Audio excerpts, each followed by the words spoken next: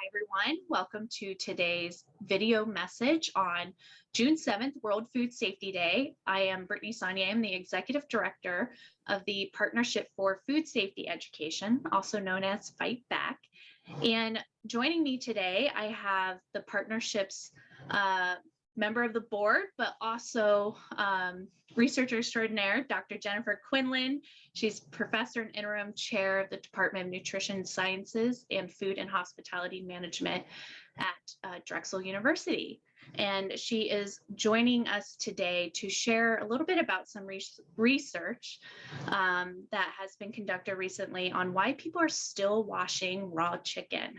So thank you, Dr. Quinlan, for joining us. Yeah, no, thanks for the introduction and glad to be here. Yeah. Well, we're excited to hear about your latest research. I believe there's really important findings about why people are still washing their raw chicken, even though we've been putting out messages around this behavior. So, what are some of the things that you've been seeing? So the background to this research and how we came about it was, for those that aren't familiar, it was about almost 10 years ago now that we released the first set of education materials around not washing raw poultry with New Mexico State University, at that time our partners, and currently our partners as well. And we think we saw a dip, but there really wasn't any national baseline on how many people washed their raw poultry. But consistently, since FDA started tracking it after that, it's really been in about 69–70% of the population says they wash raw poultry.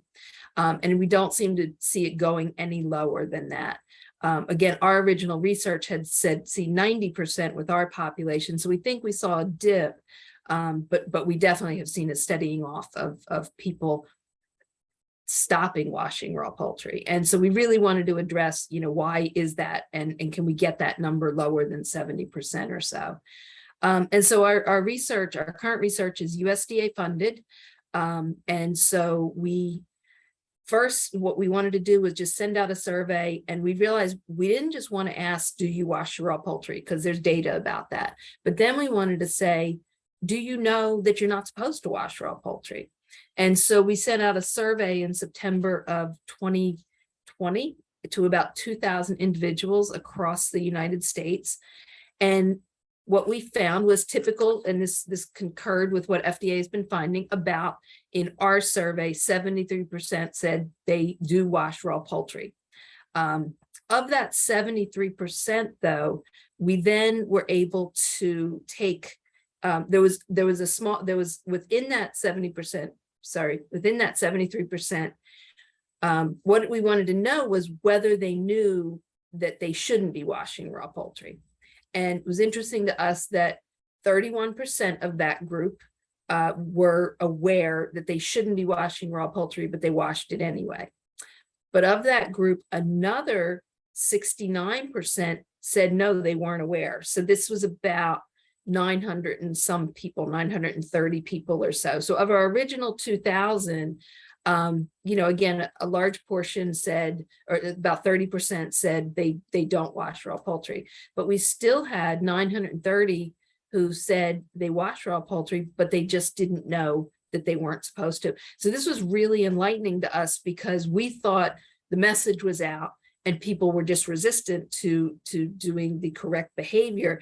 But what this really told us is the message is not completely out. There's many, many people that this message has not reached. So that was our really surprising finding. We really weren't expecting that. But that also made our work a little bit easier, because now we know we just really need to make sure we're reaching people with this message. And then the other study within this grant was to look at those that group that said they knew the message, they knew they shouldn't wash it, but they were still washing it. And so for that group, we did something different. We did what's called in-depth interviews. And so we had these people, and again, this was all during the time of the pandemic, so this was all done via Zoom, and we did in-depth interviews with about 23 or 24 individuals, which is about the size that you tend to do that type of research with. and really had, as the name suggests, interviews with them about why they wash raw poultry, why they won't stop washing raw poultry, and what are their behaviors, and what are their behaviors influenced by. So we really wanted to better understand, how could we reach people with this message in a way that resonated with them. And we found a couple themes emerged from that. And one of the themes was just, well, I need to know why you're telling me not to wash it. So that was interesting. They just, many, wanted to know why, what's changed. Why did my grandmother wash it and now I don't have to, which is the case in with many people. And then they also wanted to know, what was the goo on the chicken? This was they felt like it was wet. There was something on it that they needed to clean off. And that was really interesting to hear. And that tended to be the word they used, goo or stuff. And really that's just protein and water. It's nothing harmful. So, we found some sub themes, who influenced. Well, often it was an older adult who influenced how they developed their cooking habits. So, and yes, again, many years ago, you may have had to wash raw poultry, and the processing of poultry has changed significantly over the last few decades. So we had some really great findings, and yes, now we're at the stage where we're developing the new set of education materials, both to reach more people, but also to take into consideration some of those questions that people wanted answers. They didn't want to just get the message not to do it, but they wanted some more answers. So that's really the stage we're at now. And again, I think the important thing is that in developing new education materials in this area or in any areas around food safety, you really have to use formative research and use behavioral change theories, because otherwise you're just telling people what to do. And we know that doesn't work. And so we're hopeful that this next set of education materials will be more effective and we can get that number below 70% of consumers still washing raw poultry. Yes, thank you. I think it's so, while we as educators on safe food handling have been trying to get this message out for some time, and it could maybe for some feel a little frustrating, why isn't this behavior changing?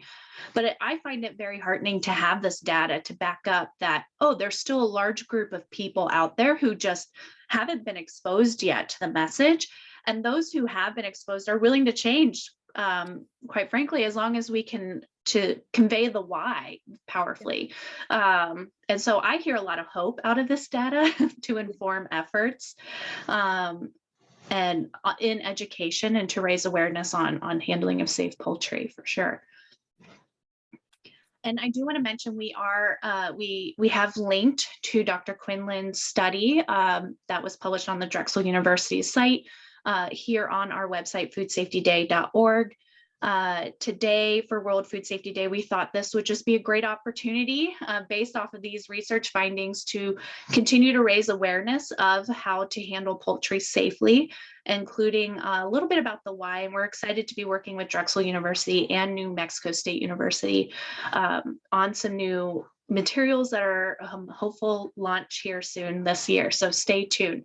So to get started on foodsafetyday.org, you can go to the Take Action Now tab, and there are some linked to resources there, turnkey graphics, language that you can use in communicating with your local communities on how to handle poultry safely, especially during the summertime when people are typically grilling more and handling proteins more. So this is just a timely topic as well.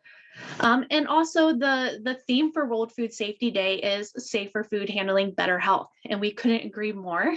Here at the Partnership for Food Safety Education, we aim to support you as health educators in your efforts in reaching your community on safe food handling practices, because it does improve health outcomes. It helps reduce foodborne illness, and it's very important. And if you're just an average Joe coming across this video and you want to know how to handle your food safely, please use these links as well. There's great information for you there, and they're all free to use. And also, before we sign off here, because we just wanted to do a quick splash here with this message, I did want to take the opportunity to bring some attention to some resources around handling of baby formula safely. Specifically, we know that this is a really hard time for many families right now, and we can't imagine what people are going through in trying to secure formula, but we really strongly suggest that you do not make homemade formula. There are some safety concerns. And so if you have any questions about accessing formula, we recommend that you contact your local health department or a WIC center, for example. You can also find some resources on our social media page that can provide you with some more information on how to handle baby formula safely. But it is World Food Safety Day, and we're thankful for you tuning in. We're thankful for you, Dr. Quinlan, for bringing us this message. Hopefully everybody is feeling empowered from today's video and feels like they have enough information to take some action from the foodsafetyday.org website. And good luck getting the word out, and thank you for joining us. Thanks. Bye-bye.